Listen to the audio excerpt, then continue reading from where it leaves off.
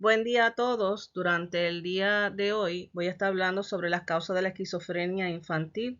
Este fue un trabajo que yo hice para el programa doctoral Currículo y Enseñanza de la clase de Psicología y me había topado por este documento que había hecho. Yo dije, me da pena que este documento no llegue al conocimiento público y pues quería que las personas conocieran de forma general qué es la esquizofrenia infantil.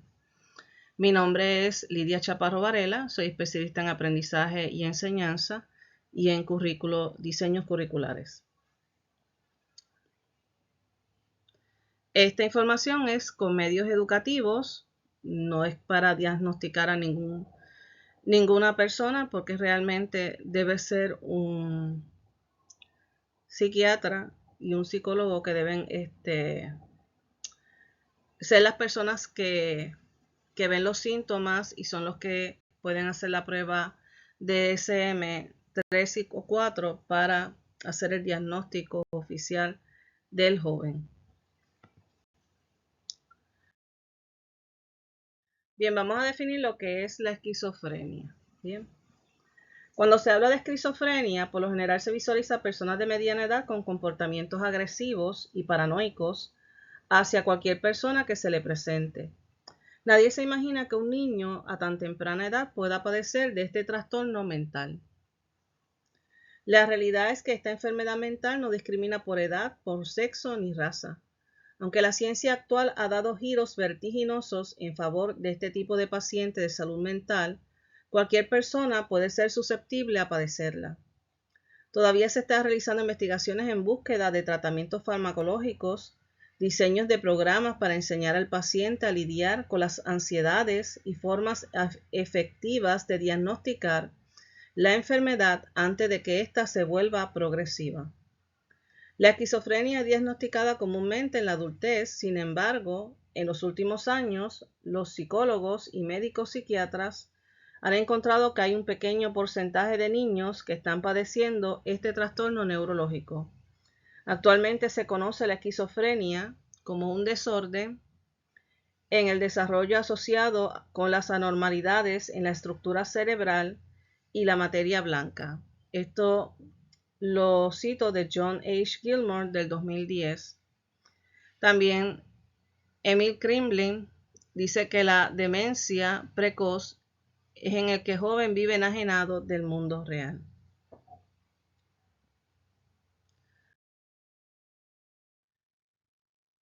La esquizofrenia se caracteriza porque el individuo que la padece confunde la realidad con vivencias angustiosas. Por lo general, estas personas son inseguras y viven aisladas a raíz de una vivencia extraordinarias. A menudo sufren de insomnios, aceleración del pulso, sudores y mareos. Estos pacientes sufren de molestias espasmódicas de las vías respiratorias o el aparato digestivo. Por lo general tienden a repetir el mismo movimiento constantemente para asegurarse que son capaces de hacerlo. Este tipo de comportamiento se le conoce como automatismo. También tienen la tendencia de repetir como un eco todo lo que escuchan. El esquizofrénico no tiene coordinación en las expresiones faciales y el estado anímico interior. Un ejemplo que da los autores Harald Ponzinski y Cornelia Schamburg en su libro ¿Qué es la esquizofrenia? Una enfermedad y las posibilidades de su tratamiento es que el paciente de esquizofrenia puede reírse a pesar que ha perdido a ese familiar muy querido. Estos pacientes sufren de alucinaciones, delirios y trastornos del pensamiento. Inclusive intentan suicidarse porque creen que el entorno está en contra de ellos y que no pueden escapar. Estos síntomas se le conocen como síntomas positivos, ya que son comportamientos adicionales a los de una persona sana. Repetimos. Las características que podemos percibir de un joven que tiene esquizofrenia o de una persona esquizofrénica es que va a confundir la realidad con vivencias angustiosas, son inseguras y viven aisladas a raíz de una vivencia extraordinaria. A menudo sufren insomnio, aceleración del pulso, sudores y mareos. Sufren de molestias espasmódicas en las vías respiratorias o el aparato digestivo. Repiten un movimiento constante para asegurarse que son capaces de hacerlo, como el automatismo. repiten como un eco todo lo que escuchan, no tienen coordinación en las expresiones faciales y el estado anímico interior. Sufren alucinaciones, delirios y trastornos de pensamiento.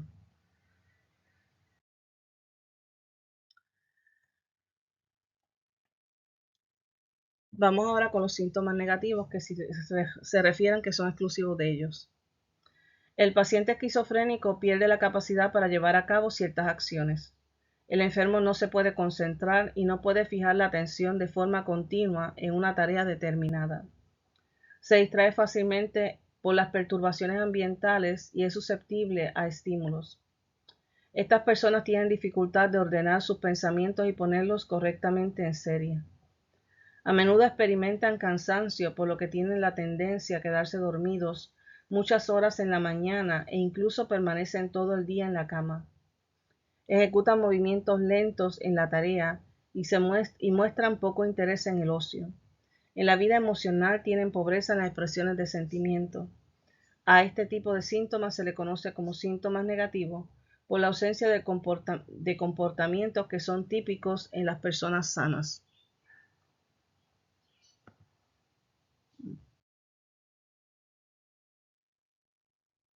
Bueno, ahora vamos a hablar sobre los diagnósticos que se utilizan en la prueba de DSM-3 y 4. Los niños que son diagnosticados por el Manual de Diagnóstico y Estadístico de Desórdenes Mentales, tercera y cuarta edición, sufren de alucinaciones auditivas o acústicas en el que escuchan sonidos simples y su propio pensamiento. Se manifiestan delirios y trastornos de pensamiento, daños neurológicos, abnormalidades psicofisiológicas y presencia de anormalidades en las estructuras cerebrales. Poseen mala salud desde el nacimiento, son muy comunes las dificultades respiratorias, circulatorias, metabólicas y digestivas. El ojo se va fuera de foco, parecen mirar a través de la gente más que a ella.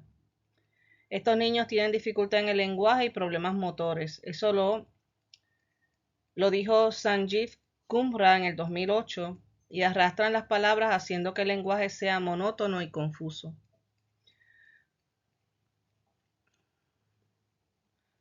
Por lo general son diagnosticados con déficit de atención, con hiperactividad, trastorno oposicional desafiante o desórdenes depresivos. Eventualmente estaré hablando de estas condiciones también en otra presentación. También tiene deficiencias cognitivas tales como la memoria de trabajo, por lo que tienen problemas de aprendizajes. Estos niños tienden a ser solitarios e interesarse por cosas no habituales.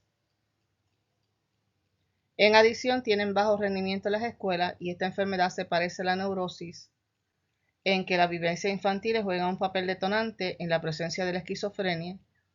La diferencia está en que en la neurosis el niño no sufre de alucinaciones ni delirios y en la esquizofrenia sí se presentan estos síntomas.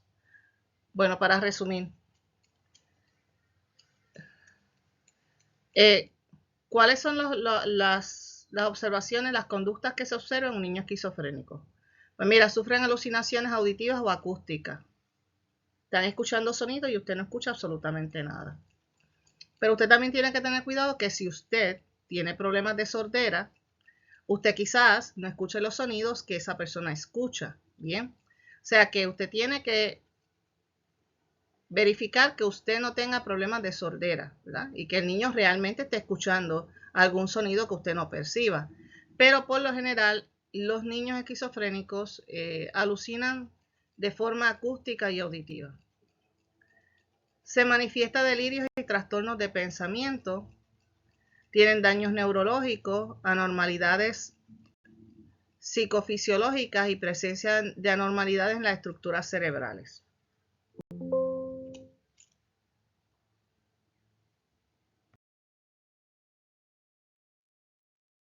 También son enfermizos desde su nacimiento. El ojo se desenfoca, parece mirar a través de la gente, tiene dificultad para hablar, o sea, arrastra las palabras haciendo que el lenguaje sea monótono y confuso, tiene problemas motores, tiene deficiencias cognitivas. ¿Sí? Bien. Diferencia entre el autismo y la esquizofrenia. Según Moran, el niño con autismo no sufre estrés familiar temprano y el esquizofrénico sí padece de estrés. Eso lo dijo Moran en el 2004. Otra información que he conseguido sobre distinguir entre la esquizofrenia y el desorden y el espectro, el autismo, desorden de espectro autista, es, pues mira, lo que tienen en común ambas enfermedades, que tienen problemas cognitivos, problemas sensoriales y problemas sociales. Bien. En el caso del autismo, se le atribuye a una mutación genética, mientras que a la esquizofrenia se le atribuye a unos problemas neurobiológicos. Bien. El espectro autista pues tiene estereotipos en el lenguaje, tiene un interés muy restringido, tiene manerismos en sus condiciones motoras, ¿verdad?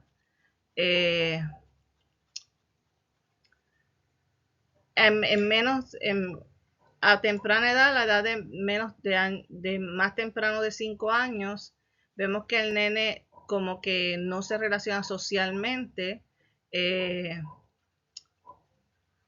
tiene efectos muy limitados con los medicamentos, y en cambio el esquizofrénico lo vamos a ver que tiene alucinaciones, delusions, es en la edad temprana adulta que el nene termina como que saliéndose siendo un poco antisocial, o sea, no desde temprana edad. El niño esquizofrénico es sociable a temprana edad, y es cuando a medida que va creciendo que el nene se va retrayendo de los aspectos sociales, ¿verdad? Y responde con medicamentos antipsicóticos. Bien.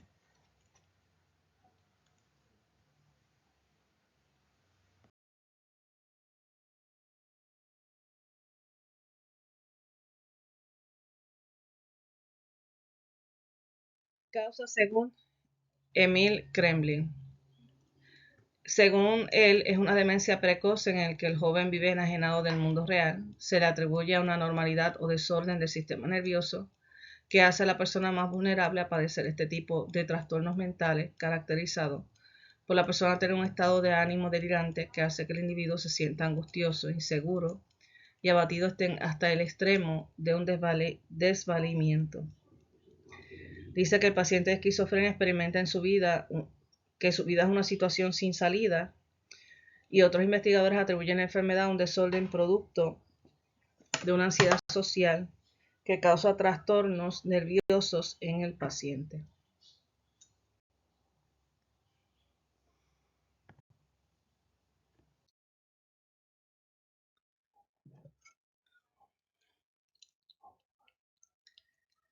Según Hirsan, Diego Lorenzo, Bengochea Seca, Rieta Rodríguez y otros, en el 2009, dice que otra causa puede ser aumento de los neurotransmisores dopaminergeno en la ruta mesolímbica, y esto es lo que produce los síntomas positivos de la enfermedad. También dicen que en la corteza prefrontal puede que esté disminuyendo la densidad de las células dopamina y en la concentración del estratium. Generalmente el adolescente produce mayor cantidad de dopamina en la corteza prefrontal.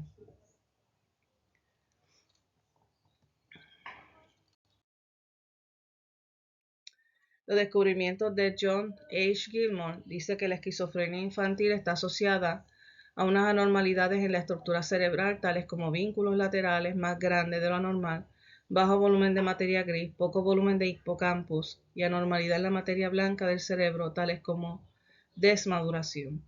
Se encontró que los neonatales varones con alto riesgo de esquizofrenia tenían cerebros más grandes en comparación con otros sujetos.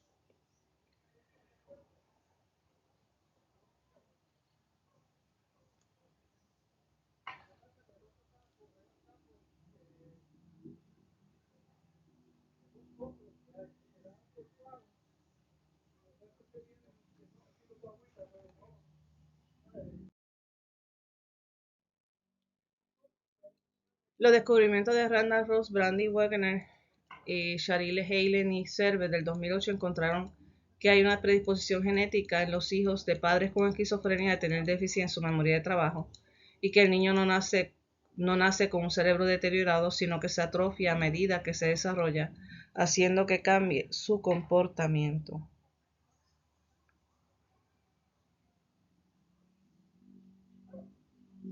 Dice que este riesgo aumenta a medida que los niños tienen déficit de atención con hiperactividad, por lo que son más vulnerables a esta enfermedad. O sea que ellos ven que hay una asociación de que los niños hiperactivos con déficit de atención están más propensos a ser esquizofrénicos en el futuro. Dice que esta enfermedad por lo general se diagnostica a los 20 años debido a que el desarrollo cerebral está alterado, por lo que se infiere que el niño no nace con un cerebro deteriorado, sino que se atrofia a medida que se desarrolla, haciendo que cambie su comportamiento.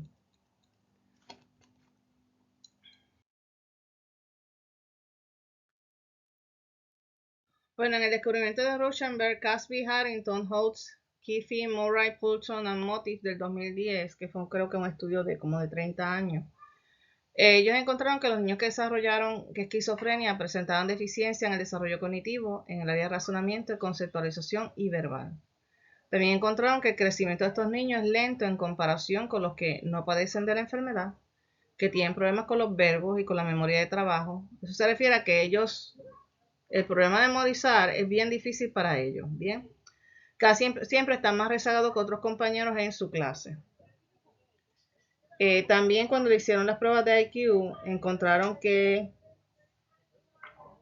era más bajo, que el nivel de IQ era mucho más bajo que aquellos niños que padecen de depresión y los que tienen buena salud mental. O sea, que si vamos a ver acá, los de salud mental tienen mejor IQ, los de depresión tienen un IQ más bajo que los de salud mental, pero tienen un buen IQ. Sin embargo, los de esquizofrenia tienen un IQ muy bajo.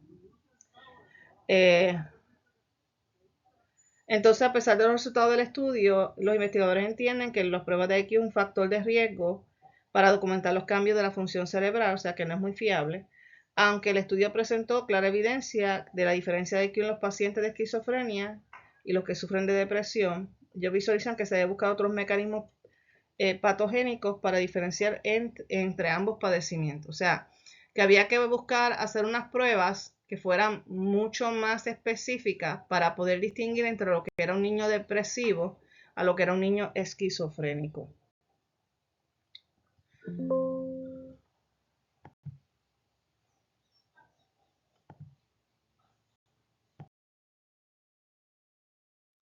El estudio de descubrimiento de Palatini, Kersioli y Hollander del 2004, que hablaba sobre social anxiety in outpatients with schizophrenia and relevant cause of disability, ellos encontraron lo siguiente, que la esquizofrenia no es un trastorno neurológico, sino un desorden conductual producto de la ansiedad social. O sea, ellos atribuyen la esquizofrenia a la ansiedad que le produce la persona en la sociedad, que sufren de ataques de pánico, por lo que sus actividades diarias se ven negativamente afectadas, en adición con su capacidad de trabajar y sus relaciones sociales, y que los pacientes que padecen de esquizofrenia con desorden de ansiedad social tienen problemas de salud, vitalidad, baja función social, problemas de rol emocional y salud mental.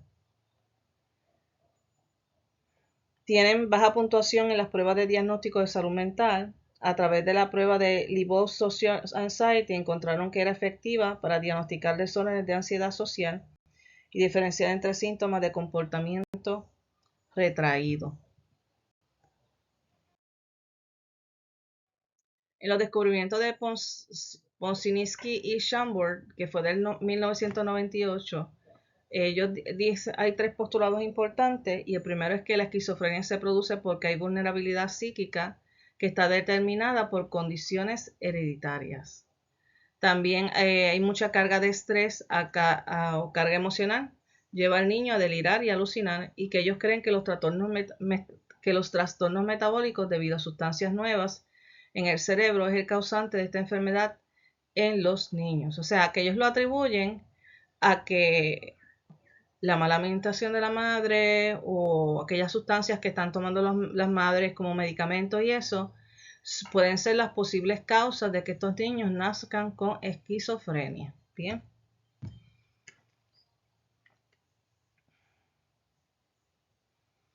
También ellos dicen que La esquizofrenia se produce porque hay vulnerabilidad psíquica que está determinada por condiciones hereditarias. Se sabe que algunos familiares este padecimiento es frecuente, mientras que otros no es frecuente. O sea, con toda seguridad no se trata de que un bebé nazca con la disposición hereditaria a padecer posteriormente una esquizofrenia. Los niños pueden ser desde el nacimiento, es decir, a causa de sus factores hereditarios, más tranquilos o más vivaces. También hay niños que por naturaleza tienen una observación muy precisa, mientras que otros perciben su entorno más bien sensitivo y ambiental. Algunos niños pueden concentrarse muy bien tempranamente y seguir ocupándose en su tarea, incluso en medio de mayor alboroto en el parvulario. En cambio, otros niños no consiguen delimitarse bien frente al tumulto que les rodea y se dejan llevar por él. Semejantes capacidades o debilidades congénitas son las piedras angulares para el posterior desarrollo de los niños. Pueden favorecer más tarde a una esquizofrenia o bien protegerlos de ella. Schomburg, 1998. También habla de que muchas cargas en estrés o carga emocional lleva al niño a delirar o alucinar y que la muerte de una persona próxima, un examen o una pérdida de puesto de trabajo puede causar la esquizofrenia. Dice que una boda o el nacimiento de un niño son cambios importantes en el hábito de vida. El que la persona pueda suponer una separación de un ser amado puede ser muy estresante y puede hacer que aparezca rápidamente la enfermedad. Si el paciente está recibiendo tratamiento, se debe tener cuidado cuando se traslada, ya que puede provocar un empeoramiento en el cuadro patológico. Entonces, ¿qué más se habla?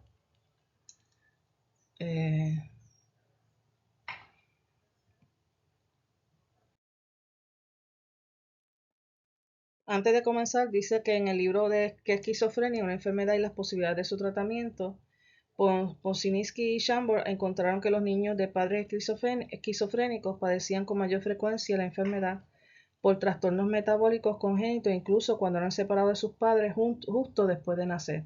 O sea, que no era que era un comportamiento aprendido, sino que era un comportamiento heredado. Se observó que una parte de estos niños con dichos riesgos eran muy excitables ya en la infancia y en la adolescencia.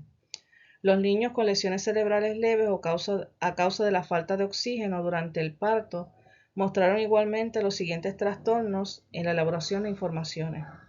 Algunos expertos son de la opinión de que 8 de cada 10 personas que llegan a padecer de esquizofrenia habían sufrido esta lesión cerebral. Se cree que trastornos metabólicos debido a sustancias nuevas en el cerebro de las que se sospecha que son causantes de la enfermedad. Al igual que la investigación de eficacia and tolerability of second generation antipsychotic in children and adolescents with schizophrenia, atribuye la esquizofrenia en niños o a una perturbación en el llamado sistema dopaminérgeno. Se ha encontrado que en los pacientes con diagnóstico de esquizofrenia la dopamina está muy alta.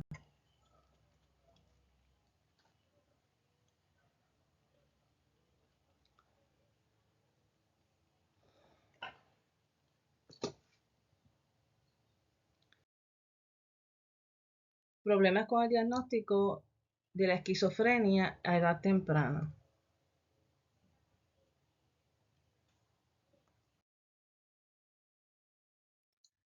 Bien, el diagnóstico de la esquizofrenia a edad temprana no es sencillo, pues a menudo los síntomas son parecidos a los niños con déficit de atención e hiperactividad, trastorno posicional desafiante y autismo o neurosis. Para diagnosticar a un niño con esquizofrenia debe tener presente los siguientes síntomas. Síntomas de alucinación, trastorno de pensamiento, disturbio de movimiento y disturbio de relaciones sociales.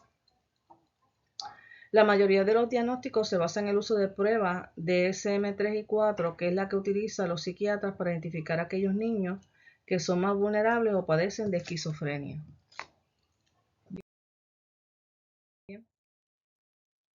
Para corroborar que el niño tiene desorden del lenguaje y el habla crónico, el patólogo del habla utiliza pruebas estandarizadas del habla y del lenguaje y utiliza pruebas formales para determinar y analizar el diálogo espontáneo. El patólogo analiza la articulación, fluidez de voz, el vocabulario y la recepción. El niño que se diagnostica con un desorden en el lenguaje tiene un nivel de 1 en las pruebas estandarizadas. Bien. ¿Quiénes diagnostican la enfermedad de esquizofrenia infantil? El psiquiatra y el patólogo del habla. Bien. La prueba Worcester Intelligence Scales for Children Revised se utiliza para estudiar el déficit cognitivo y entre los hallazgos que encontraron es que se encontró que los niños con esquizofrenia tienen déficit en su vocabulario. Otra prueba es el Token Test, que demostró que los pacientes de esquizofrenia tienen una reducción en el sintaxis del habla. ¿Ves? Y pues, ¿qué estudia el sintaxis del habla? La prueba CIE-10, que se utiliza para evaluar rendimiento de percepciones, de rendimiento de las emociones y percepción social, variables cognitivas, psicopatológicas y funciones sociales, encontró que los niños que tienen esquizofrenia tienen un rendimiento pobre.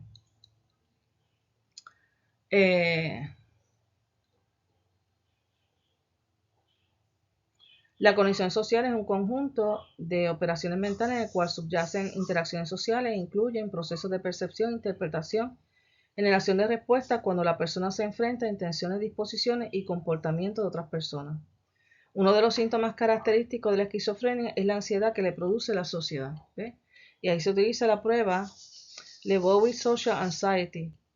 Y entonces ellos diagnostican el desorden de ansiedad social y diferencian entre síntomas del comportamiento retraído. Los niños que son esquizofrénicos se ponen ansiosos en eventos sociales.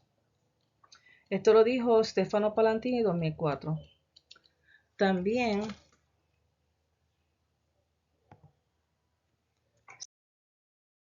se habla de la escala de percepción social, su prueba de dígitos directo del programa interactivo que diagnostica la capacidad de atención en los pacientes con esquizofrenias y encontraron que ellos tienen problemas de atención. El PANSS, que es la escala de síndrome positivo y negativo de la esquizofrenia, diagnostica la capacidad de atención con los pacientes con esquizofrenia y los que son esquizofrénicos tienen problemas para concentrarse. La otra prueba es la JUDAS-2, que es de la Organización Mundial de la Salud. Diagnostica la función del paciente en 6 áreas: comprensión, comunicación, capacidad de movimiento, cuidado personal, capacidad para relacionarse con otras personas y actividad diaria y participación social. La persona que es esquizofrénica tiene capacidad para varias de estas áreas.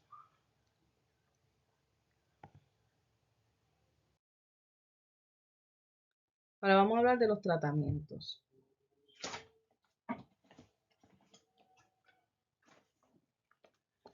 Es importante que en estos momentos que vamos a hablar sobre los tratamientos, se sugiere que los familiares a ser tolerantes con los pacientes esquizofrénicos.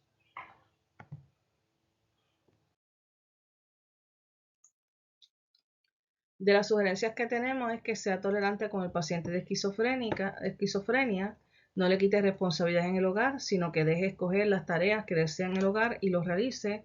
No se le debe excluir de las actividades familiares, pues tiene conciencia. Las conversaciones deben ser abiertas con la persona. Esto contribuye que el trato con los familiares sea sano. Por lo general, la opinión que tiene el paciente de esquizofrenia sobre su familia es mucho mejor que la que tiene de la sociedad, y las discusiones con el paciente se debe llevar en un tono tranquilo y sereno, y el familiar debe llevar al paciente a las citas con el psiquiatra social.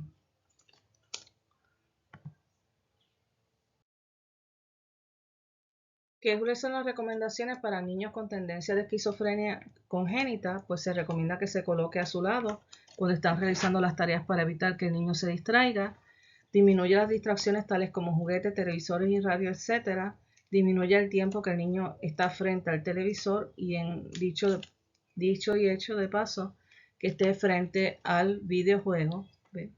Recuerde que estos niños son nerviosos e inquietos y que tienden a enojar a los padres. Su mayor problema es que no pueden dominar el estrés, por eso se producen síntomas en un intento de escapar de alguna manera de la carga excesiva.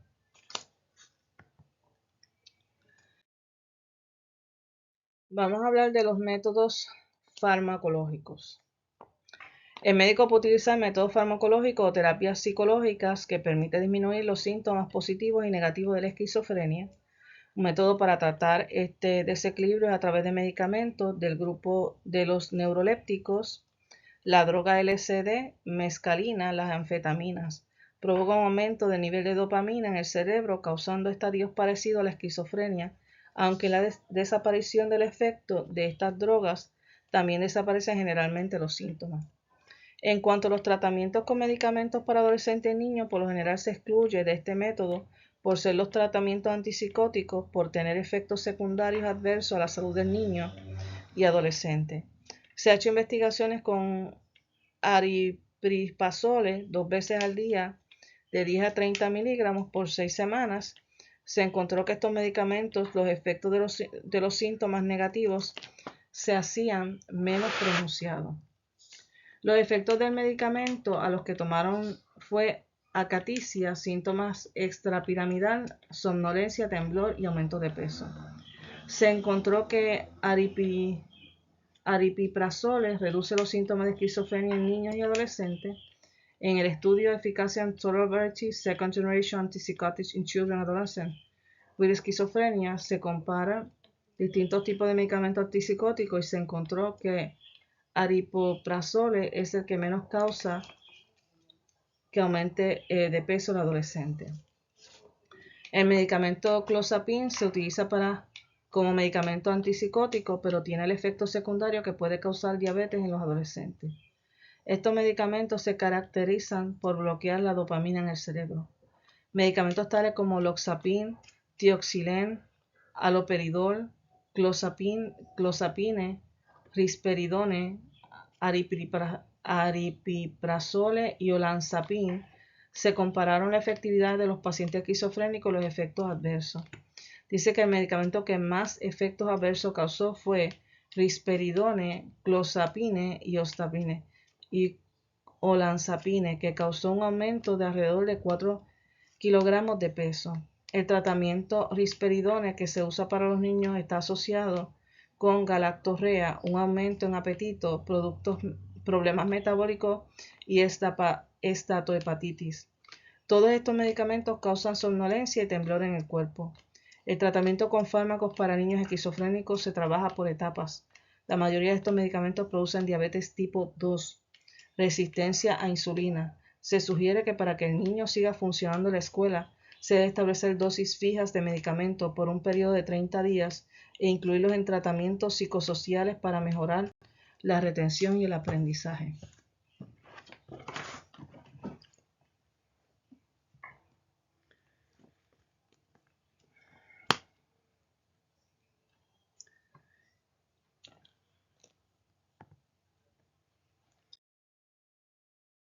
En adición del uso de los fármacos, se recomienda que el paciente de esquizofrenia participe de programas de terapias psicológicos para disminuir o controlar los síntomas.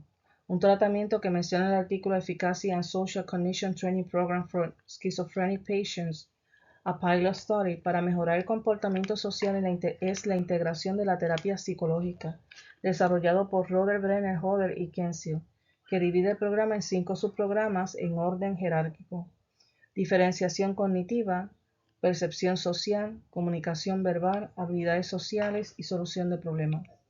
Se ha encontrado que trabajar con módulos de interpretación social a través de presentaciones de 60 minutos mejora la cognición social en los pacientes.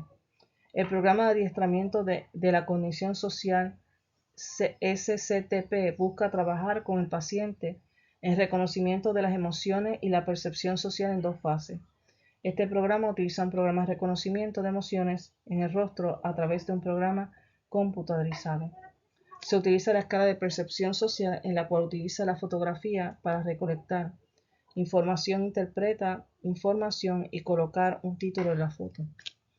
A través del uso del programa IPT en los pacientes esquizofrénicos encontró una mejoría en la percepción e interpretación de las situaciones sociales.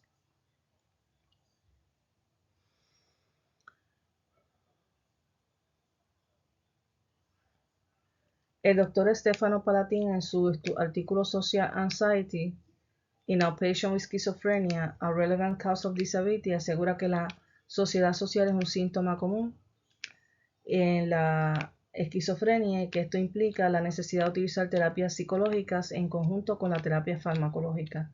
Dice que la terapia grupal basada en comportamiento de ansiedad social por 8 semanas mejora la calidad de vida, disminuye la ansiedad y la fobia social con la mayoría de los pacientes con esquizofrenia.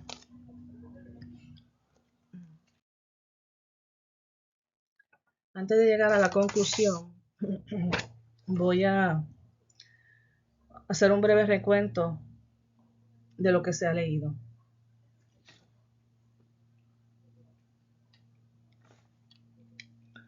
Bien, cuando estamos hablando de la esquizofrenia infantil, tenemos 17 síntomas. El primero es que el niño vive aislado a raíz de una experiencia extraordinaria. Eso significa que si el niño ha pasado por una vivencia, vamos a poner que estuvo nadando y tuvo un encuentro con un tiburón, pues eso se llama una experiencia extraordinaria, o que fue mordido por un perro, o que alguien lo golpeó, o vamos a poner que alguien abusó del niño, ¿verdad? Pues eso son experiencias extraordinarias, ¿ves? El caerse de una silla no es una experiencia extraordinaria. Son situaciones que son realmente perturbadoras. Número 2, confunde la realidad con vivencias angustiosas. Bien. Número 3, insomnio. Ya el niño dejó de dormir. Número 4, se le acelera el pulso. Número 5, empieza a sudar sin hacer calor. Es como si tuviera miedo constantemente. Sexto, le da mareos repentinos. Séptimo, no coordina expresiones faciales y el estado de anímico. Número 8, empieza a tener las alucinaciones. Esto es ver animalitos, ver personas, ver monstruos. ¿Ve? Número 9, ve delirios, se empieza a delirar. ¿Ve? Como bien angustioso, que lo van a perseguir, que lo van a coger como paranoia. Número 10, tiene trastornos de pensamiento. No puede pensar con claridad y no puede hacer una sintaxis ordenada. O sea que a usted se le va a hacer bien difícil entender a ese niño. Número 11, que tiene paranoia hacia el entorno.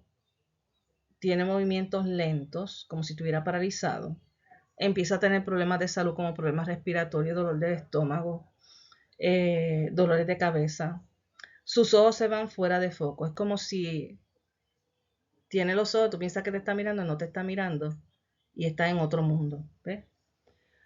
Dificultad en el lenguaje, no puede hablar con claridad y tiene un déficit cognitivo. No puede pensar, no puede concentrarse.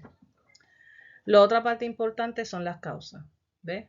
Tenemos 10 causas según los estudios. Muchos dicen que es por aumento de los neurotransmisores dopaminérgenos. Otros dicen que es por la disminución de las células dopaminas. El tercero es desequilibrio en la cantidad de dopamina en la corteza prefrontal. Cuarto es que los ventrículos laterales son más grandes de lo normal en el cerebro. Bajo volumen de materia gris. Bien. Poco volumen del hipocampos. También se lo atribuyen los genes NRG1, ERB14, 4, DISC1, DTNBP1. Otros lo atribuyen a que es una ansiedad social. Otros dicen que es vulnerabilidad psíquica, modelo, vulnerabilidad estrés. Y otros dicen que es un trastorno metabólico congénito. ¿Cómo se diagnostica? Pues mira, hay 10 pruebas para diagnosticar la esquizofrenia. La primera es la DSM-3 y 4. La segunda se llama Liebowitz Social Anxiety. La tercera, prueba estandarizada del habla. La cuarta, Wechsler's Intelligence Scales for Children Revised. La quinta, Token Test. La sexta, CIE-10. La séptima, escala de percepción social. La octava, dígitos directos. La 9, escala de síndrome positivo y negativo. Y la 10 es Who Das 2. Who de quién. WHO-DAS second. Tratamientos que se están utilizando para la esquizofrenia infantil. La primera es terapias psicosociales, los fármacos, terapias de la familia, disminución de los distractores, terapias psicológicas y programa de adiestramiento de la cognición social, conocida como SCTP. Bien, La enfermedad de la esquizofrenia se ha estudiado por muchos años, ya que es una enfermedad que causa que la persona pierda su vida laboral y familiar. Es una barrera que produce soledad, dificulta en entrar en contacto con otras personas. Si para un adulto es difícil lidiar con esta situación, ¿cuánto será para un niño que no puede tener una vida sana en su entorno? No es para menos que el niño busque amoldarse en los brazos de alguien que le muestre cariño, por lo general mamá y papá. La causa, el diagnóstico del tratamiento de la esquizofrenia infantil quizás deje de ser tan incierta. Muchos atribuyen la enfermedad a problemas fisiológicos, otros los atribuyen a la sensibilidad de otras personas al entorno social. Otros confunden la enfermedad con otros tipos de trastornos, pues la esquizofrenia infantil fácilmente se camuflajea en déficit de hiperactividad, neurosis, trastorno oposicional desafiante o autismo. Es por eso que un tipo de prueba diagnóstica no es suficiente.